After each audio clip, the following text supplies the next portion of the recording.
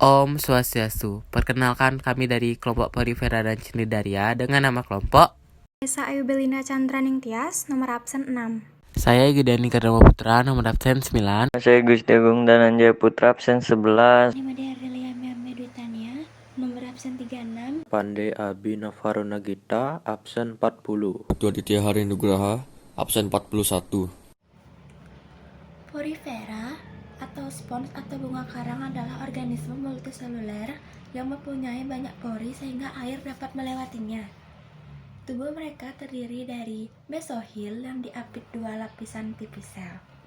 Spons memiliki sel yang tidak terspesialisasi atau tidak memiliki tugas khusus dan dapat berubah menjadi tipe sel lain serta dapat berpindah antara lapisan sel utama dan mesohil. Spons tidak memiliki sistem saraf atau pencernaan maupun sistem peredaran darah. Sebaliknya, sebagian besar mengandalkan aliran air melalui pori-pori tubuh mereka untuk mendapatkan makanan dan oksigen dan untuk membuang limbah. Filum Porifera atau dikenal juga dengan nama spons merupakan hewan yang bersel banyak atau disebut juga metazoa, paling sederhana atau primitif.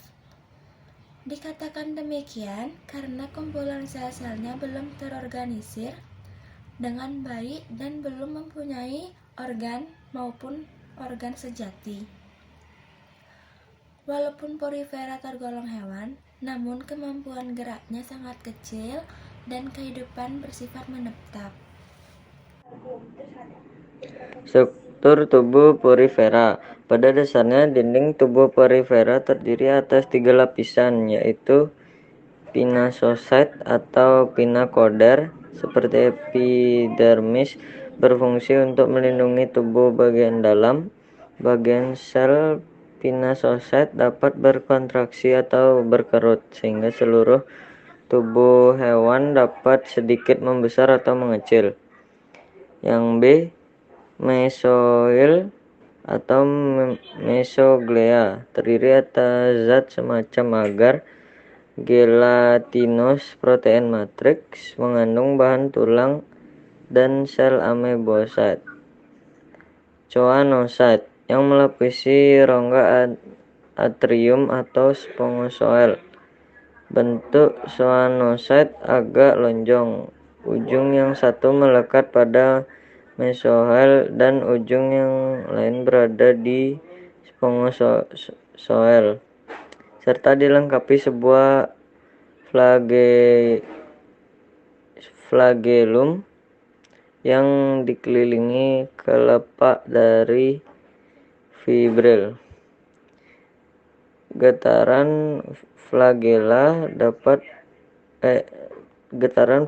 pada lapisan choanocyte menghasilkan arus air di dalam spongosoel ke arah osculum, sedangkan fibril berfungsi sebagai alat penangkap makanan.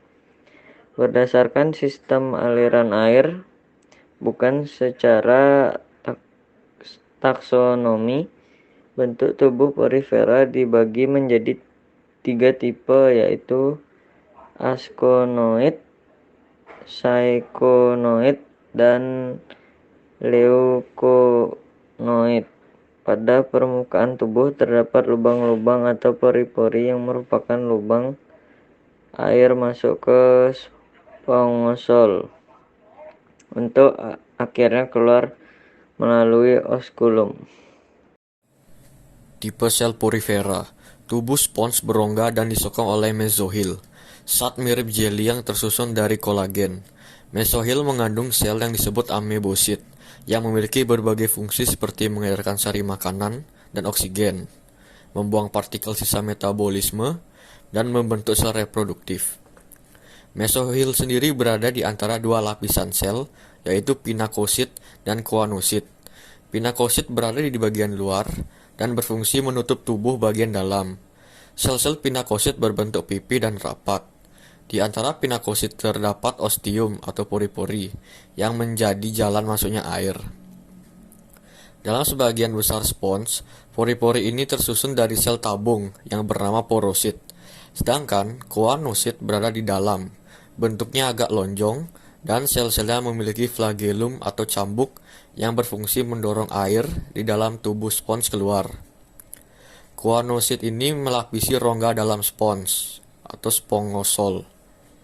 Tipe sel lainnya antara lain oosit dan spermatosit yang berguna dalam proses reproduksi, lofosit yang mensekresikan benang kolagen, dan sklerosit yang mensekresikan spikula yang berfungsi sebagai rangka spons. Contoh gambar porifera sebagai berikut. Yang merah kaonasit, yang oranye porosit, kuning pinakosit, abu-abu muda mesohil, abu-abu tua spikula, magenta lofosit, hijau tua oosit, hijau muda amebosit, biru tua sklerosit. Cnidaria. Cnidaria adalah sebuah filum yang terdiri dari lebih dari 10.000 spesies hewan sederhana yang hanya ditemukan di perairan, kebanyakan di lingkungan laut. Dari sudut etimologi, kata Cnidaria berasal dari bahasa Yunani, yaitu cnidos, yang berarti jarum penyengat. Kemampuan menyengat Cnidaria lah yang merupakan asal nama mereka.